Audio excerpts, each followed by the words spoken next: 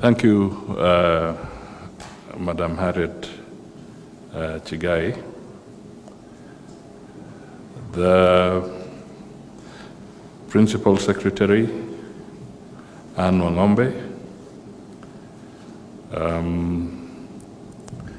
my namesake from Zimbabwe, from Zambia, Zimbabwe, yes. Anna Mudavadi.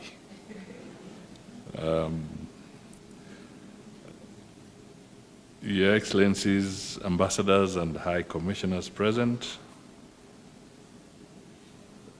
esteemed members of the Women, Peace and Security Committee, distinguished delegates, ladies and gentlemen, and also let me recognize that in this room we have, she's seated somewhere, Lena Chebi. Where is she? Thank you. We were in Parliament together, and I singled her out because she has been a great champion against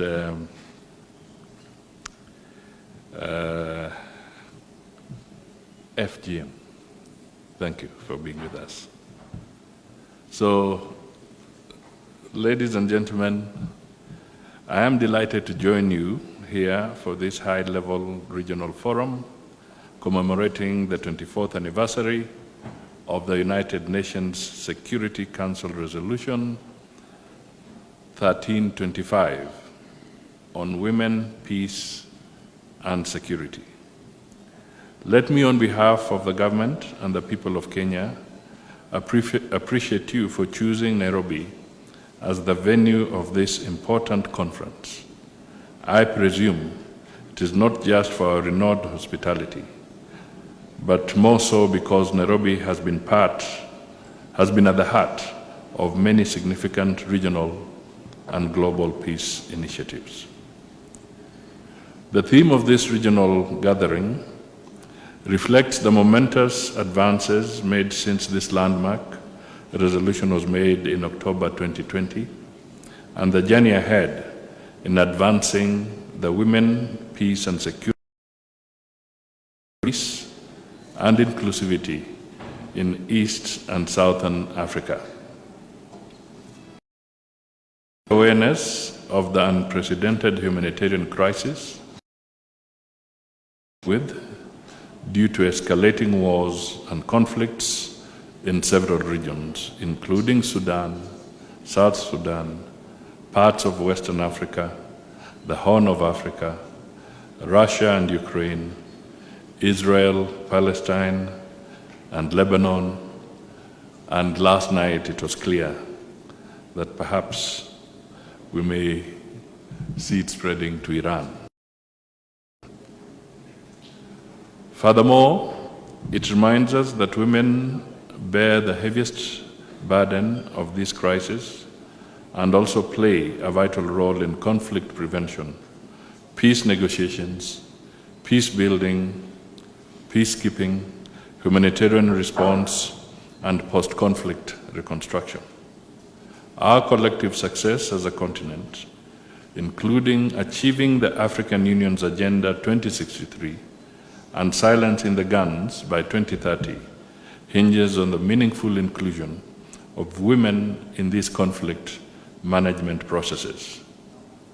We must reflect on the journey we have traveled and amplify the call to action for the full participation and leadership of women in fostering sustainable peace. Countries worldwide have developed national action plans to implement the United Nations Security Council Resolution 1325, raising awareness of the unique challenges women face in conflict and post-conflict settings. In Kenya and many African countries, women are included as key stakeholders in peace processes, with their voices being heard in negotiations and decision-making. I will assure you that Kenya fully supports this global agenda. We have already embarked on the development of Kenya's third National Action Plan, that is the NAP 3. This gives us an opportunity to leverage on our past achievement to define a more constructive engagement of women in future peace processes. The road ahead demands even greater ambition, strategy, and inclusivity. We must localize efforts, strengthen accountability, and establish robust mechanisms for tracking progress, measuring impact, and holding actors accountable for their actions. With real-time data, transparent reporting, and dedicated funding, we can ensure that we are achieving tangible results. As the global security landscape evolves, we must ensure that women's voices shape responses to these emerging threats, especially those related to climate security.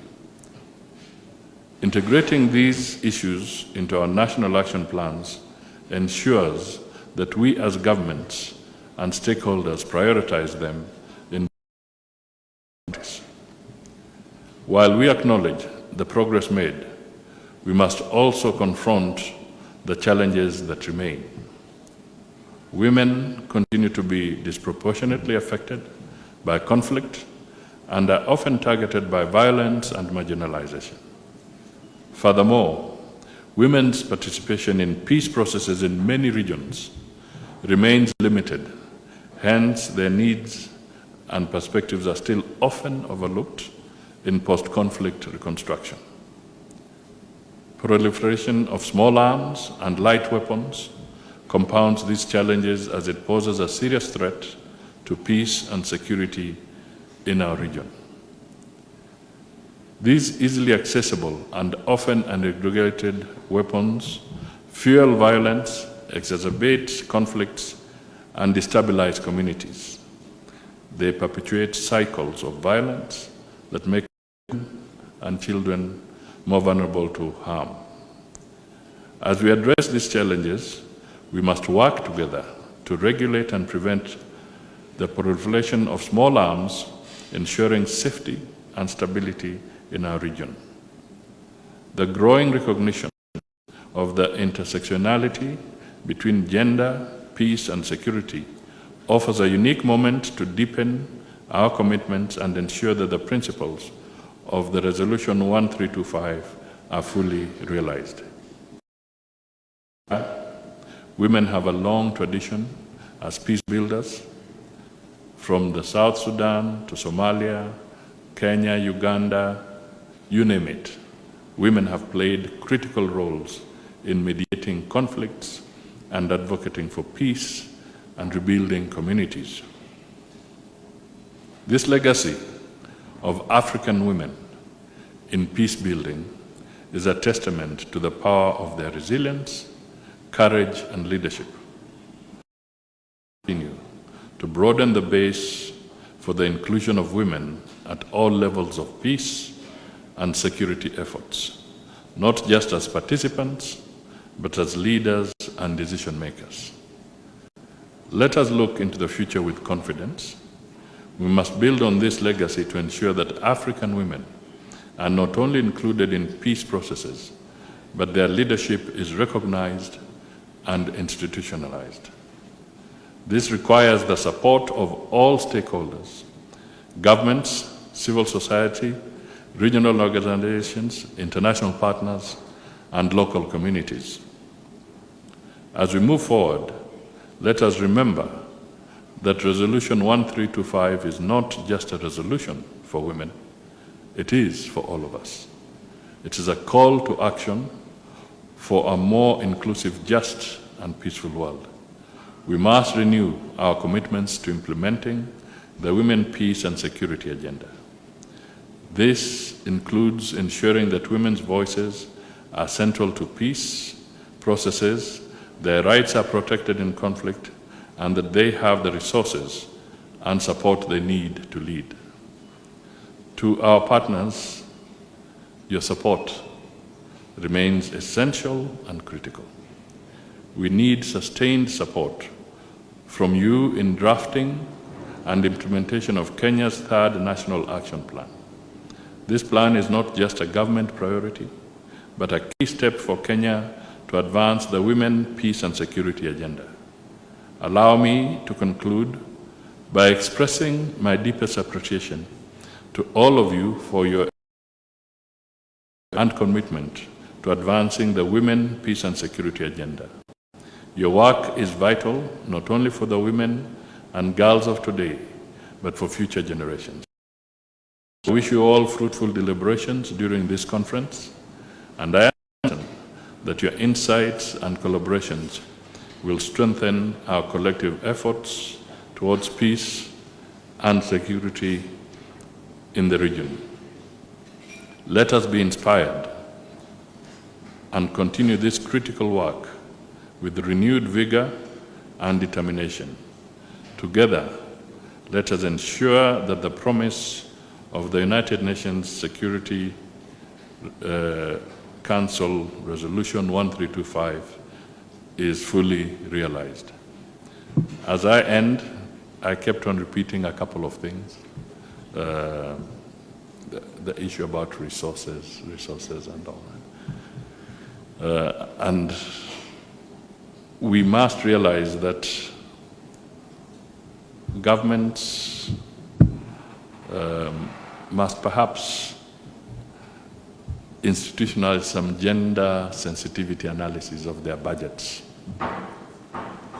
and be able to figure out that in the resource allocation, as we look at our priorities, to what extent can we say that these resources are directed and targeted to issues that are sensitive to women?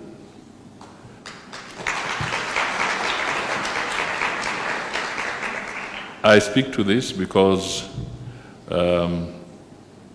we cannot, in dealing with the women's agenda on Africa, continue to be speaking about development partners supporting us.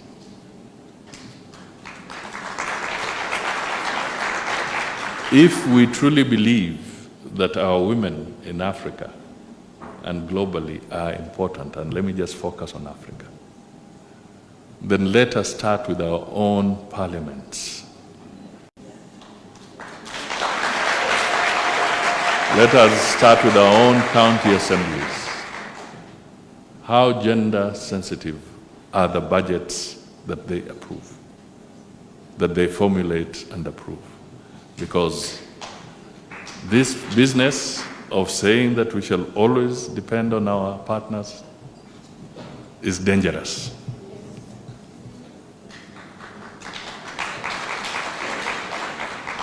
There is something that is called donor fatigue. And we could reach a point where we might come into contact with the donor fatigue sooner than later.